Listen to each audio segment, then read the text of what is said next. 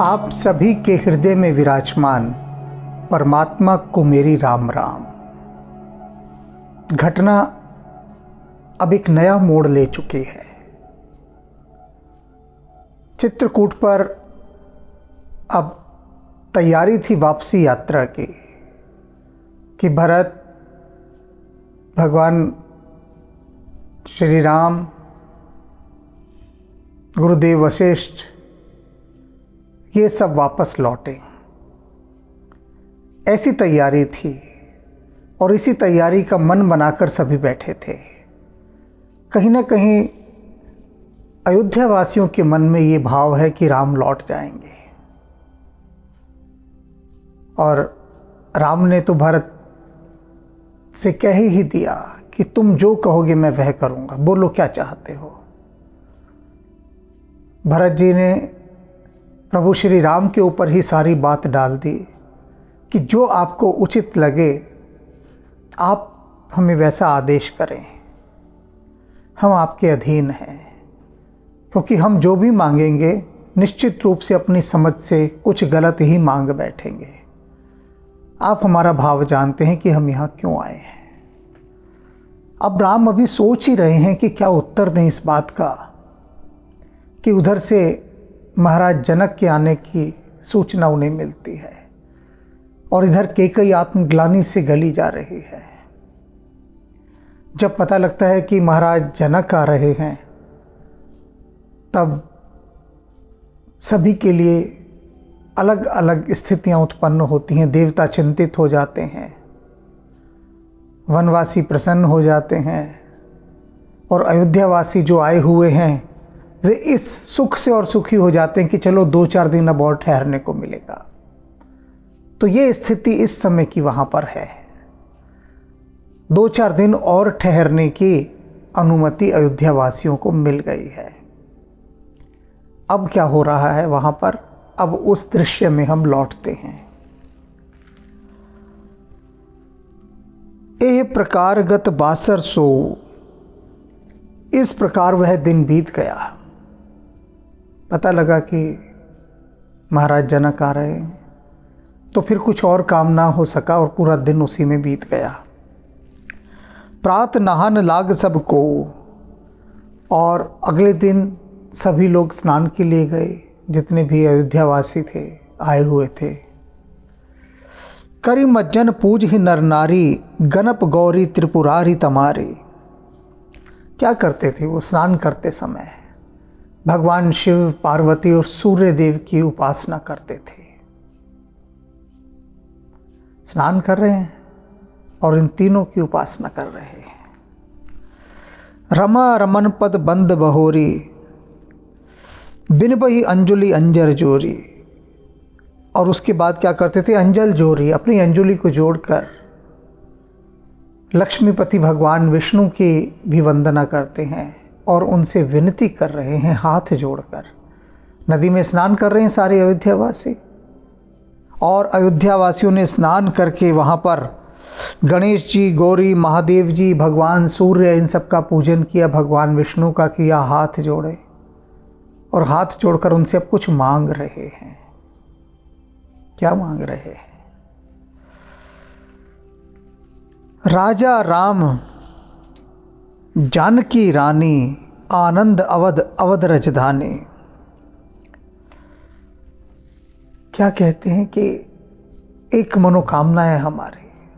सभी देवी देवताओं को नदी में स्नान कर रहे हैं, खड़े हैं, हाथ जोड़कर प्रणाम करते हैं गणेश जी को, पार्वती को, शिव को, विष्णु को, और कह रहे हैं कि हमारी एक विनती सुन लीजिए, एक हमारी मनोकामना पूरी कर दीजिए कि राजा राम, कि राम अयोध्या लौट जाएं और वहाँ के राजा बने, जानकी रानी और सीता जी रानी बने, आनंद अवध अवध राजधानी। और ये जो राजधानी है अयोध्या, ये क्या बन जाए? आनंद की अवधि, यानी आनंद की सीमा बन जाए। यदि कोई कहे कि आनंद कहाँ है तो सभी यही कहें अयोध्या में ही है। अयोध्या से आगे कोई सीमा ना हो आनंद की, ऐसा आप कर दीजिए। राम को राजा जानकी को रानी और अयोध्या को आनंद की सीमा बना दीजिए। सुबस बसे हूँ फिर सहित समाजा, भरत ही राम करहूँ जुब राजा। और उसके बाद सुखपूर्वक वे वहाँ पर बसें, अयोध्या वासियों के साथ रहें और भरत को युवराज बना दें। ए सुख सुधा सींच ही सब काहू, देव देव जग जीवन लाहू। कह रहे हैं, देव सारे संसार को जीवन का लाभ दीजिए ऐसा करके। यही सुख सुधा सींच ही सब काहू, इसी सुधा से, इसी अमृत से सबको सींच दीजिए आप। क्या अमृत, क्या सुधा कि राम राजा बन जाएं, अयोध्या के वे लौट जाएं। बस यही अमृत है हम सब के लिए, ऐसा कुछ कर दीजिए। तो सारे अयोध्यावासी वहाँ पर देवी देवताओं को मना रहे हैं इस समय।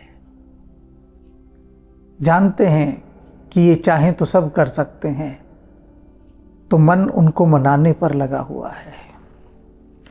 गुर समाज भायन सहित राम राजपुर हो, अछत राम राजा अवध मारी ही माग सबको हो। क्या कह रहे हैं और अयोध्यावासी आगे कि गुरु और अन्य समाज और भाइयों के साथ राम राजपुर हो, राम वहाँ पर राज करें अयोध्या में। अछत राम राजा अवध, और उनका जो अक्षत राज्य है वो सदा रहे राम का, और हम उन्हीं के रहते हुए, उन्हीं के सामने मर ये माग सबको हो, हम सब उनकी उपस्थिति में ही अपने प्राण त्यागें। यही अयोध्यावासी कामना कर रहे हैं कि वे राम वहाँ अयोध्या में आए, राजा बने, और उन्हीं के सामने हम अपने प्राण त्यागें वहाँ पर। सुन स्नेहमय पुरजन वाणी, निंद ही जोग बिरत मुनि ज्ञानी। अयोध्या वासियों की ये प्रेममयी वाणी सुनकर वहाँ पर जो ज्ञानी, योगी, सन्यासी इत्यादि वे भी ठहरे हुए थे, वे भी नदी में स्नान कर रहे हैं साथ में।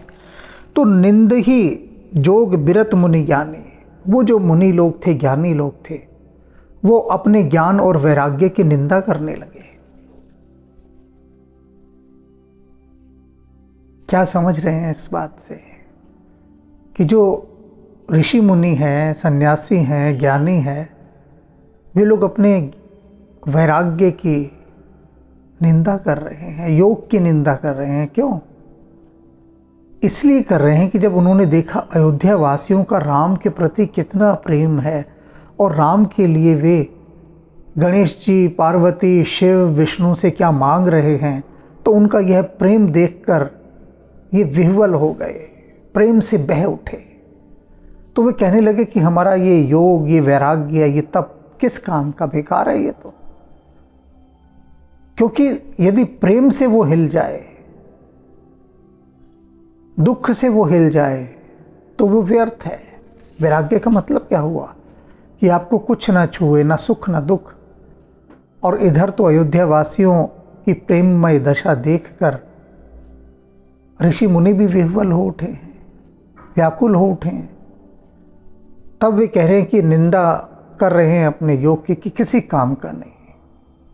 कितना हमने ये योग साधा, तपस्याएं की, वैराग्य साधा, कहाँ साधा वो? परीक्षा हो गई इनका प्रेम देखकर अयोध्या वासियों का। हमारा तो सारा योग, व्रत, तप, जप सब जाता रहा। बह रहे हैं हम भी उनके साथ में, भावावेश में हम भी बह गए। ए विद नित्य कर्म कर पुरजन, राम ही करिए प्रणाम पुलकितन। इसी प्रकार से वो जो पूर्ववासी थे वे वहाँ पर रहने लगे, रोज स्नान करते, पूजन करते और जाकर बड़े पुलकित भाव से राम को नमस्कार करते। ये ध्यान देने वाली बात है। अभी जो इतनी सारे गीत गाए गए उनमें मुख्य बात ये आ रही है यहाँ, राम ही कर ही प्रणाम पुलकतन। राम को जब वो प्रणाम करने जाते हैं तो उनका शरीर पुलकित हो रहा होता है आनंद से। इसे प्रणाम करना कहते हैं। जब हम प्रणाम करते हैं राम को, या किसी को भी हम जब राम राम करते हैं, हम पुलकित थोड़ी ना होते हैं, ना फॉर्मेलिटी में करते हैं। फॉर्मेलिटी में आप देखिए, जब कोई आपको नमस्ते करे, नमस्कार करे, कैसा लगता है? जब कोई नमस्ते और नमस्कार करता है तो लगता है ना कि फॉर्मेलिटी कर रहा है, क्योंकि प्राणों से, भीतर से नमस्कार होना बिल्कुल भिन्न बात है। और गुड मॉर्निंग तो लोग हवाओं में उछालते हुए चलते हैं। Good morning, good afternoon, good evening, good night, बस कहा, कहीं कोई भाव नहीं होता उसमें। एक रूखा सूखा शब्द उछाल देते हैं। प्रणाम करने की विधि होती है। कोई नमस्कार भी करता है तो उसके नमस्कार करने से पता लग जाता है कि भीतर कितना वह आनंदित है। सब कुछ साफ दिखाई देता है। कोई ना देखना चाहे, यह अलग बात है। तो अयोध्यावासी जब राम को प्रणाम करते हैं तो उनके मन पुलकित हो रहे होते हैं, आनंद से अश्रु की धाराएं बह रही होती हैं। ऐसा प्रणाम, इसे कहते हैं रोम रोम से राम राम, हृदय से प्रणाम। ऊंच नीच मध्यम नर नारी, लय ही दरस निज निज अनुहारी। जितने भी लोग आए हुए थे, नीचे, ऊंचे, मध्यम, हर प्रकार के श्रेणी के जो लोग थे, वो लय ही दरस निज निज अनुहारी, अपने अपने भाव से, अपने अपने अनुसार राम का दर्शन कर रहे थे। सावधान सभी सन्मान ही, सकल सराहत कृपा निधाने। और कृपा के निधान, कृपा के भंडार प्रभु श्री राम सबको पूरा सम्मान दे रहे थे, सभी को। क्योंकि अभी कहा तुलसीदास जी ने कि ऊंच नीच मध्यम नर नारी, सभी आ रहे थे। साधारण से साधारण व्यक्ति भी आ रहा था और असाधारण भी आ रहा था, बीच का भी आ रहा था। प्रत्येक श्रेणी, हर कैटेगरी का आदमी अयोध्या से चला था। राम से मिल रहे हैं, उनके दर्शन कर रहे हैं, नमस्कार कर रहे हैं राम को। और राम सावधानी पूर्वक, यहाँ लिखा है सावधानी पूर्वक, सभी का सम्मान कर रहे थे। अयोध्या का यदि कोई साधारण सा किसान भी आया है साथ में, तो राम उसकी उपेक्षा नहीं कर रहे, उसे अवॉइड नहीं कर रहे कि उसको एक तरफ कर दिया और बाकियों से मिल रहे हैं जो अच्छे अच्छे पद के लोग आए हैं। बहुत सावधानी के साथ, आत्मीयता के साथ, प्रेम के साथ, कि उस किसान को, उस मजदूर को ये लगे ही ना कि प्रभु ने मेरी प्रतिष्ठा देखकर, मेरा स्टेटस देखकर मुझसे बात की है। ऐसा नहीं। यही तो राम का रामत्व है। जिससे भी राम बात करते हैं, जिससे भी कोई भी हो, वह प्रत्येक यह समझता है कि राम सबसे अधिक प्रेम उसी से करते हैं। क्योंकि राम समग्र रूप से मिलते हैं, खंड खंड में किसी से नहीं मिलते। राम जब भी जिससे मिलते हैं, अखंड होकर मिलते हैं। कोई खंडन नहीं होता, कोई खंडित भाव नहीं होता। अखंड प्रेम के साथ राम मिलते हैं। और इसीलिए प्रत्येक को यही लगता है कि मेरे राम, और यही वहाँ सबको लग रहा है। लरिका ही ते रघुबर बानी, पालत नीति प्रीति पहचानी। अयोध्यावासी आज नहीं देख रहे हैं राम का गुण, कहते हैं लड़कपन से देख रहे हैं, बचपन से राम को देख रहे हैं वे लोग। और क्या देख रहे हैं? पालत नीति प्रीत पहचानी। प्रेम की नीति क्या है, रीति क्या है, क्या उसकी पालना करनी चाहिए। देखते हैं कि राम इन सब चीज़ों को पहचानते हैं, सब चीज़ों को, सब चीज़ों का ज्ञान है उन्हें। सील सकोच सिंधु रघुराहु, सुमुख सुलोचन सरल स्वभाव। और ये कैसे हैं? राम शीलता की प्रतिमूर्ति, संकोच की प्रतिमूर्ति, इन सब के सिंधु हैं, ये सागर हैं। सुंदर स्वरूप वाले, सुमुख, बहुत सुंदर मुख, सुलोचन, सुंदर नयन, सरल स्वभाव, और स्वभाव से बहुत ही सरल है, जटिल नहीं है स्वभाव से, अति सरल, अति सरल। और यही सरलता इनकी दिव्यता है। कहत राम गुण गण अनुरागे, सब निज भाग सराहन लागे। राम के गुण समूह के गीत गाते गाते गाते गाते अयोध्यावासी अपने भाग्यों को सराहते हैं। ये बहुत बड़ी बात है कि यदि राजा आपका इतना गुणवान हो तो प्रजा उसके गीत गाती गाती नहीं थकती और अपने सौभाग्य को सराहती है कि हमने कितने पुण्य किए होंगे कि हमें ऐसा राजा मिला, कितने पुण्य किए होंगे। और उस राजा के चरित्र से, स्वभाव से पूरी प्रजा अपना रूपांतरण कर लेती है। ये गुण होना चाहिए राजा में। राजा जितने उच्च चरित्र का होगा उसकी प्रजा भी वैसे ही बन जाएगी। और यहाँ आप देख रहे हैं कि प्रजा राम के गुण समूहों को गाते गाते थक नहीं रही और अपने सौभाग्य को सराह रही है। हम सब पुण्य पुंज जग थोरे, क्या कह रही है अयोध्या? कह रही हम थोड़े से लोग हैं इस धरती पर, सिर्फ थोड़े से, जिन्होंने इतने पुण्य किए और इतने पुण्यवान लोग हैं। हम पुण्यवान लोग हैं क्योंकि राम हमारे राजा हैं। जिन्हीं राम जानत कर मोरे, और कैसे हैं जिनको हम ऐसे थोड़े से पुण्यवान लोग हैं जिनको राम ने कह दिया है कि ये मेरे आदमी हैं। राम ने जिनको अपना लिया है, हम उन चुने हुए पुण्यवान लोगों में से हैं। आत्म प्रशंसा कर रहे हैं, अपने भाग्य को सराह रहे हैं कि हमें तो राम ने अपना कह दिया है, हमारी तो बात बन गई।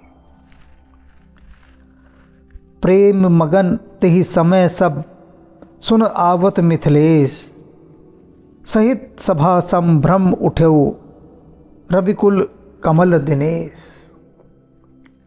तभी खबरिया खबर लाया कि महाराज जनक आ गए हैं। और महाराज जनक के आने की बात सुनकर सभी ऋषि मुनि जितने वहाँ थे उपस्थित लोग सभी प्रेम से मग्न हो गए कि महाराज जनक आ रहे हैं। प्रेम की लहर उठ गई सभी में। सहित सभा सब भ्रम उठेऊ, रविकुल कमल दिनेश। और अपनी पूरी सभा के साथ प्रभु श्री राम भी जल्दी से उठे, तुरंत उनकी अगवानी करने के लिए। भाई सचिव गुरु पुरजन सा था, और उठ के उन्होंने क्या किया, अपने भाइयों को, मंत्रियों को, अयोध्या वासियों को, सबको साथ लिया। आगे गौन कीन रघुनाथा, उनको साथ लेकर आगे आगे रघुनाथ जी चलने लगे महाराज जनक की अगवानी करने के लिए, अपने ससुर जी का स्वागत करने के लिए। गिरबर दीख जनपति जब ही, कर ही प्रणाम रथ त्याग हूँ तभी। और जनक जी ने कामदवन पर्वत को देखा। ये जो कामदनाथ पर्वत था दिखाई दिया। रथ में आ रहे थे जनक जी, उन्होंने कहा रथ रोक दो। पर्वत को प्रणाम किया और आगे की यात्रा पैदल करनी है। पर्वत का सम्मान साधारण नहीं है। मैं पहली बार जब हिमालय यात्रा पर गया तब मेरे साथ एक सन्यासी था। तो जैसे ही उसने पहले हिमालय की दूरस्थ चोटियों को देखा, उसने गाड़ी रुकवाई, कार ड्राइवर से कहा कार रोक दो। कार रोक दी गई। उतरा और भूमि पर लेटकर उसने प्रणाम किया हिमालय को। और मैं उसे देखता रहा। मैंने लेटकर प्रणाम नहीं किया, मैंने वैसे ही बस हाथ जोड़ दिए, नमस्कार कर दिया और उसका भाव हिमालय पर्वत को देखकर, और जो प्रणाम करके उठा, उठने के बाद भी उसके हाथ जोड़े रहे। बहुत देर तक वो हिमालय को निहारता रहा, बहुत देर तक। कार एक तरफ खड़ी है साइड में, और वो हाथ जोड़े निहार रहा है हिमालय को। आंखों से आंसू बह रहे हैं, और उसकी वे तरंगे मैं भी अनुभव कर रहा था। कुछ कंपन मुझ में भी हो रहा था, लेकिन वैसा नहीं जैसा उसमें हो रहा था। क्या पा लिया उसने, इसे प्रणाम कहते हैं। वहां वह किसी का दिखावा नहीं कर रहा था, कोई प्रदर्शन नहीं, दूर दूर तक कोई नहीं था। एक एक घंटे बाद कोई गाड़ी आती थी तो कोई आए भी तो, वरना सुनसान सब कुछ।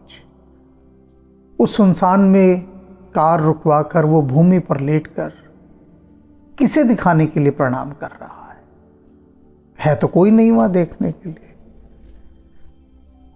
लेकिन उसका भाव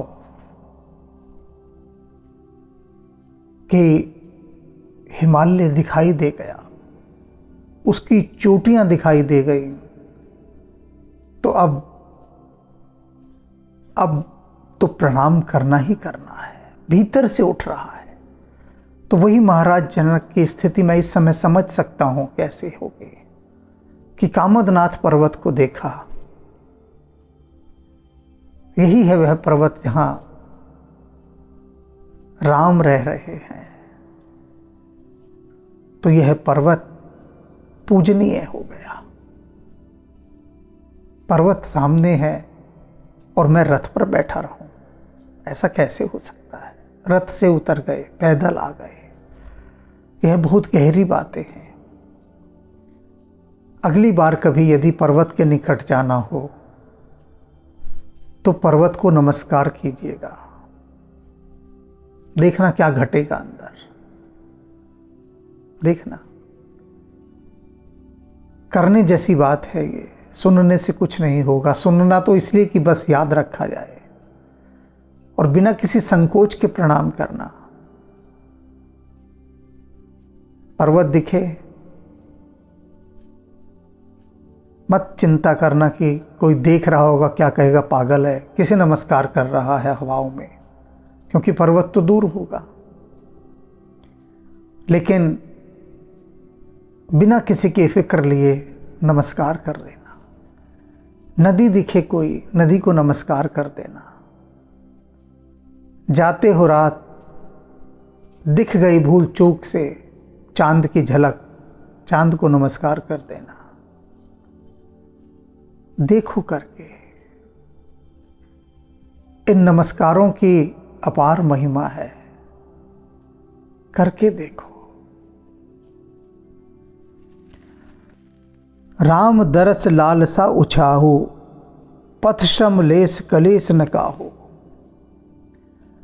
ये जो मिथिला से इतना पूरा का पूरा झुंड आ रहा है महाराज जनक के साथ, राम के दर्शन की लालसा है उसमें, उसी से भरा हुआ है। और उस लालसा के कारण पथ श्रम लेस कलेस न काहू, रास्ते की थकावट जरा सी भी नहीं है, ना कोई मन में क्लेश है कि अरे खाम खा इतनी दूर चल कर आए, इस बात का भी क्लेश नहीं है। बल्कि भीतर राम के दर्शन की उत्साह की जो उमंगे उठ रही हैं, जो लालसा है, उस लालसा ने ना कोई थकान को महसूस होने दिया, ना ही किसी प्रकार के मानसिक कष्ट को, कुछ भी नहीं। देखा है ना, लोग तीर्थ स्थानों पर जाते हैं, पर्वतों पर हैं तीर्थ स्थान, चढ़ जाते हैं, देखते देखते ही पर्वत, पता नहीं कितने कितने किलोमीटर पैदल चढ़ जाते हैं, कुछ नहीं होता उनको, कुछ भी नहीं, ना थकावट, ना कोई दुख, ना परेशानी। होती होंगी रास्ते में, उनको महसूस नहीं होती, क्योंकि आनंद इतना अधिक होता है, उत्साह इतना अधिक होता है कि अनुभव ही नहीं होता। तीर्थ यात्रा के उदाहरणों से यदि नहीं समझ पा रहे हो तो दूसरा उदाहरण दे देता हूं। जो जल्दी समझ में आ जाएगा। घर में जब शादी ब्याह होता है तब 4-4, 5-5 दिन बिना रुके नॉन स्टॉप काम में लगे हुए हैं सारे। वैसे 1 घंटे काम करने को कह दो तो कहेंगे थक गए, और वहाँ सुबह से रात तक सोते भी 2 बजे हैं, जब बिल्कुल ये हो जाता है कि अब रहा नहीं जा सकता, तो 2 बजे ज़बरदस्ती नींद फेंक के मारती है बिस्तर में कि पड़ जाओ अब, और तब शरीर गिर जाता है, सो जाता है। फिर सुबह उठ जाते हैं 6 बजे कि लोग आए हुए भाई, उनका नाश्ता वाश्ता देखना है, बाकी तैयारियां देखनी है। 2 बजे सोए हैं, 6 बजे उठ गए, और ये ऐसा 5-6 दिन चलता है। ना कोई थकान, ना कोई कष्ट, ना कोई दुख।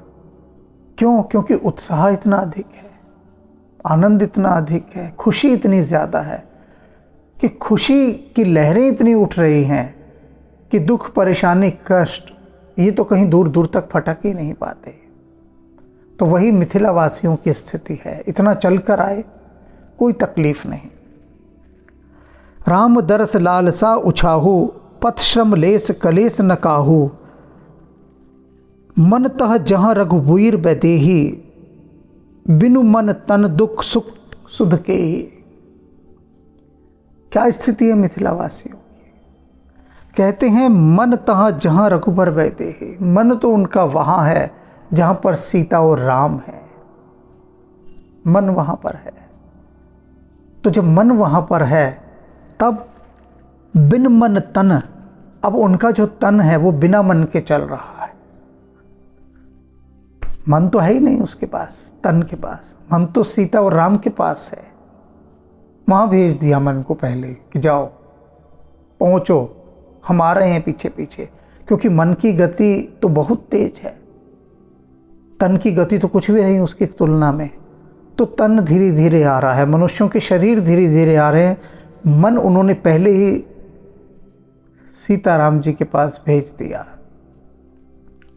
अब जब शरीर के पास मन ही नहीं तो सुख दुख सुध के ही, सुख और दुख की सुध कौन लेगा? इतनी प्यारी बात कही है। मन तो दे दिया सीताराम को, शरीर चला आ रहा है, अब उसे कुछ भी होता रहे, उसे बताने वाला कौन है? मन ही तो है ना बताने वाला। कि तू परेशान हो रहा है, तो खुश हो रहा है, कौन बताएगा? मन तो है ही नहीं। तो जब मन ही नहीं है तो ना उनको थकावट महसूस हो रही, ना कोई दुख, ना कोई कष्ट, ना कोई परेशानी, कुछ भी नहीं। आवत जनक चल एहि भांति, सहित समाज प्रेम मति माती। जनक जी अपने समाज के साथ, अपने लोगों के साथ चले आ रहे हैं। और कैसे चलते आ रहे हैं? जैसे कोई शराबी चलता हुआ आता हो, डोलते हुए, डगमगाते हुए, क्योंकि प्रेम में वो मतवाले हुए पड़े हैं, प्रेम की मदिरा पी रखी है। आवत जनक चले एह भांति, सहित समाज प्रेम मति माती। आए निकट देख अनुरागे, सादर मिलन परस्पर लागे। निकट आए, सभी लोग परस्पर आदर के साथ एक दूसरे से मिले। इधर अयोध्या वासी हैं, उधर मिथिला वासी हैं, सब मिल रहे हैं आपस में प्रेम से। लगे जनक मुनि जनपद बंदन। जनक जी ने सबसे पहले मुनिजनियों, जो भी मुनि श्रेष्ठ वहाँ थे, गुरुदेव वशिष्ठ इत्यादि जो भी कुल वृद्ध रहे होंगे अयोध्या के, उन सब के चरणों की वंदना की महाराज जनक ने। ऋषि ने प्रणाम की रघुनंदन, और भगवान राम ने, शतानंद इत्यादि जो मिथिला से मुनिगण आए थे, उन सबको नमस्कार किया। भाइन सहित राम मिल राजही, चले लवाई समेत समाजी। और अपने भाइयों के साथ मिलकर जनक जी का अभिवादन किया, सत्कार किया, नमस्कार किया, और उनको, उनके साथ आए हुए लोगों को लेकर अपने आश्रम की ओर चल दिए। अगवानी की है अभी प्रभु राम ने, आगे बढ़कर, आगे जाकर महाराज जनक की। सब लोग मिले हैं, एक दूसरे को नमस्कार किया, आदान प्रदान हुआ, और फिर राम ने कहा महाराज जनक से कि आइए अब ऊपर आश्रम में चलते हैं। ऊपर है राम का आश्रम, अब वहाँ लेकर जा रहे हैं। बोरत ज्ञान विराग करारे, बचन सशोक मिलन नदनारे। आश्रम सागर शांत रस। राम का आश्रम कैसा है, पहले इस बात को बता रहे हैं तुलसीदास जी। राम लेके चल रहे हैं ना अपने आश्रम की तरफ। अब राम के आश्रम की महिमा कैसी है, अब जो तुलसीदास जी वर्णन करने जा रहे हैं ना, अपूर्व उपमान और काव्य सौंदर्य से भरा हुआ है। कह रहे हैं राम का जो आश्रम है कैसे हैं, वो सागर है। किस चीज़ का सागर है? शांत रस का। राम का आश्रम शांति से परिपूर्ण, जैसे शांत रस का कोई सागर हो, पूरन पावन पात, और उस शांत रस के जल से ये पूरा समुद्र परिपूर्ण है, भरा हुआ है। सेन मनहु करुणा सरित लिए जाहि रघुनाथ। और ये जो मिथिला के इतने सारे लोग आए हैं, ये क्या है? करुणा की नदी। राम जैसे उस करुणा की नदी को लेकर अपने इस शांत रस के सागर की ओर जा रहे हैं। ये करुणा से भरी हुई नदी जैसे राम रूपी शांत रस के आश्रम से मिलने जा रही है। ये जो सागर है शांत रस का, ये करुणा की नदी मिलने जा रही है। बोरत ज्ञान विराग करारे। ये जो नदी है कैसी है? ये वैराग्य से भरी हुई है, वैराग्य के जल से इतनी बड़ी हुई है। बचन सशोक मिलन नदनारे, कि इस वैराग्य से भरी हुई नदी के अंदर वचन शोक मिलत नदनारे, शोक के जो वचन है वो नदी और नालों के समान आकर गिर रहे हैं। लोग कितनी कितनी बातें करते हुए जा रहे हैं। कैसी बातें हैं? शोक की, दुख की।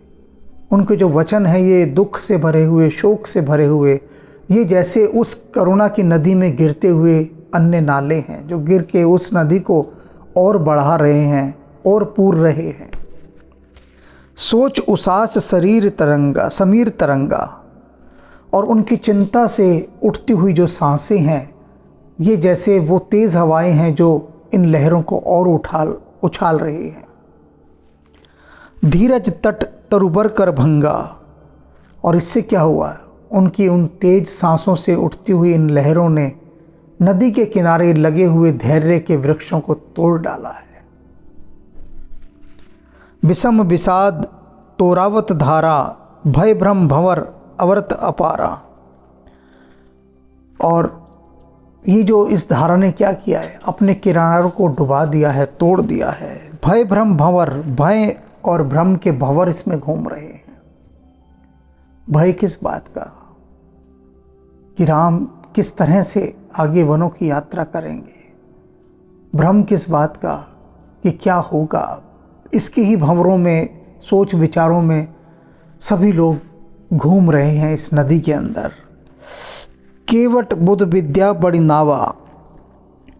और इस नाव के, इस नदी के अंदर, इस बाढ़ वाली नदी में जिसमें करुणा की बाढ़ आई हुई है, शोक और दुख के नदी नाले गिर रहे हैं, यह नदी जो राम के शांत रस रूपी सागर की ओर बह रही है, अब इससे बचने के लिए क्या है? नाव चाहिए, नाविक चाहिए। तो कैसे हैं? केवट बुद्ध विद्या बड़ नावा।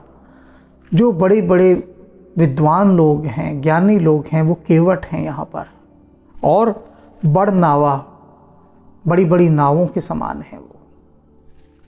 सकही न खेई एक नहीं आवा। विद्या बड़ी नाव है, विद्या की नाव है। और उस विद्या की नाव को चलाने वाले कौन है? बड़े बड़े नाविक हैं।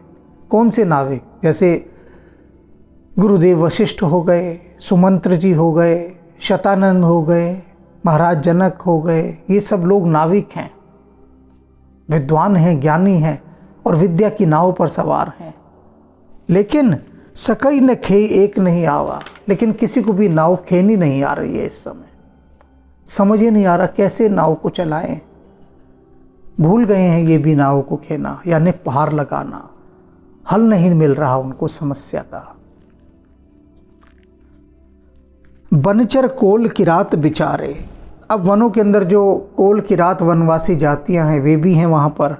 थकई बिलोक पथिक ही है आरे, और वे क्या हैं, वे यात्री हैं जो थक गए हैं। वह सब ये देखकर थके रह गए हैं, यानी चकित रह गए हैं, थकित रह गए, हैरान हैं।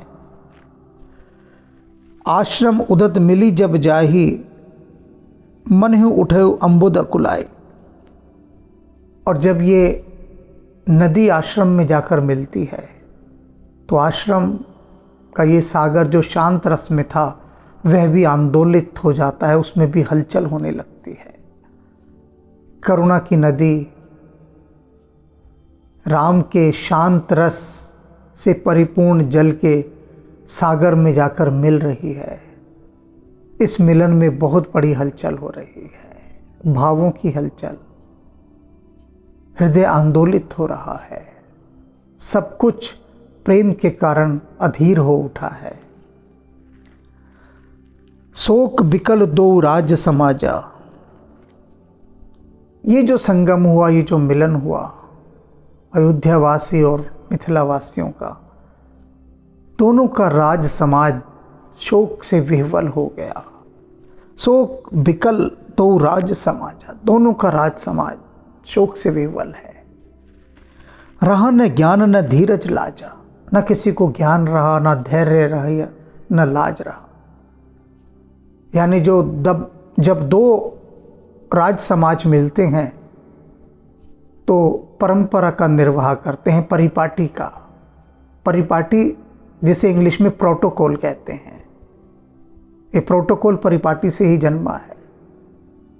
तो जो प्रोटोकॉल को फॉलो करना था, परिपाटी का निर्वाह करना था, सब धरा का धरा रह गया। किसी को आचार संहिता का ध्यान नहीं रहा कि जब दो राज समाज मिलते हैं तो कैसे एटिकेट्स किया जाता है, कैसे संस्कार होने चाहिए उस समय, क्या परिपाटी होनी चाहिए, प्रोटोकॉल क्या होना चाहिए, सब तोड़ दिया। क्योंकि प्रेम का अतिरेक इतना ज़्यादा था, दोनों व्याकुल थे। रहा न ज्ञान न धीरज लाजा, न ज्ञान रहा, न धैर्य रहा, न लज्जा रही, कुछ नहीं रहा, बस मिल रहे हैं एक दूसरे से। भूप रूप गुणशील सराही, रोवहि शोक सिंधु अवगाही। सभी लोग महाराज दशरथ के देहांत का शोक मना रहे हैं, उनके गुणों की महिमा का गान गान कर कर के रो रहे हैं। और सारा रोवहि शोक सिंधु अवगाही, रो रो कर सभी शोक के समुद्र में डूब गए हैं। महाराज दशरथ को याद करके इस समय दोनों राज समाज दुखी हैं, शोक के सागर में डूबे हुए हैं, रो रहे हैं। क्योंकि दशरथ के जो गुण हैं उन्हें कोई भी नहीं बिसरा सकता। धर्म की धुरी दशरथ, वे होते तो यह सब थोड़ी ना होता। कुछ न कुछ वे मार्ग निकालते, सोचते। ऐसा दोनों राज समाज सोच रहे हैं।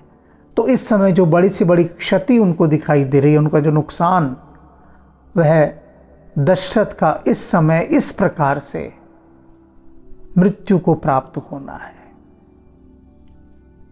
तो आज जिस परिवेश में हम विराम ले रहे हैं वह परिवेश यह ही है कि मिथिला और अयोध्यावासी दोनों राम के आश्रम में मिले हैं आकर। अब महाराज जनक वहाँ पहुँच चुके हैं। सारा परिवेश इस समय शोक का है, रोना धोना वहाँ पर मचा हुआ है, सब दुखी हैं दोनों समाज। अब आगे क्या होता है इसे तो हम अब कल ही जानेंगे, क्योंकि अब विराम लेते हैं। सीताराम सीताराम सीताराम कहिए, जाहि बिध राखे राम ताहि विध रहिए।